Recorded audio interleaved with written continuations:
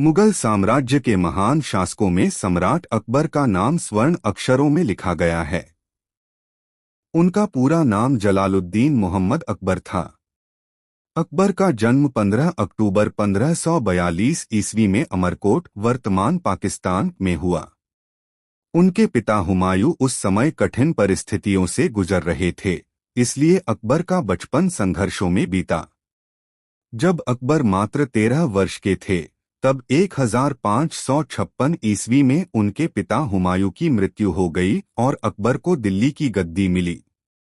इतनी कम उम्र में शासन संभालना आसान नहीं था। उस समय उनके संरक्षक बैरम खान ने उनका साथ दिया और शासन व्यवस्था संभाली।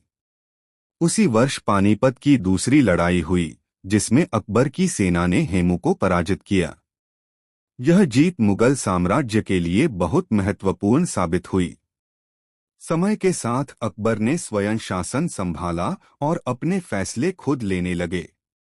उन्होंने केवल युद्ध से नहीं, बल्कि बुद्धिमत्ता और सहिष्णुता से भी साम्राज्य को मजबूत किया। अकबर ने कई राज्यों को जीतकर मुगल साम्राज्य को बहुत बड़ा बनाया, लेकिन वे पराजित राजाओं के साथ सम्मानपूर्वक व्यवहार करते थे। यही कारण था कि कई राजा स्वेच्छा से उनके अधीन आ गए। अकबर की सबसे बड़ी विशेषता थी उनकी धार्मिक सहिष्णुता। वे सभी धर्मों का सम्मान करते थे।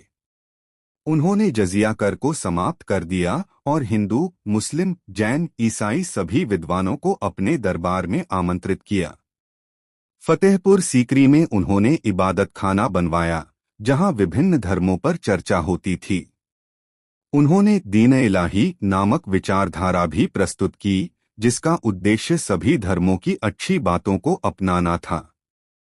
अकबर का दरबार नवरत्नों के लिए प्रसिद्ध था। इनमें राजा बीरबल, तानसेन, अबुल फजल, राजा टोडरमल जैसे विद्वान और कलाकार शामिल थे।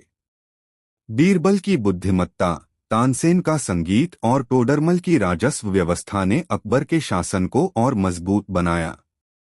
अकबर न्यायप्रिय शासक थे। वे स्वयं भेष बदलकर जनता की समस्याएं जानने निकल जाते थे। उनका मानना था कि एक अच्छा राजा वही है जो अपनी प्रजा को परिवार की तरह समझे। उन्होंने प्रशासन, सेना और कर व्यवस्था में कई सुधार किए, जिससे राज्य में शांति और समृद्धि आई। 1605 ईस्वी में सम्राट अकबर का निधन हुआ, लेकिन उनकी सोच, नीतियां और आदर्श आज भी जीवित हैं। इतिहास उन्हें केवल एक विजेता के रूप में नहीं,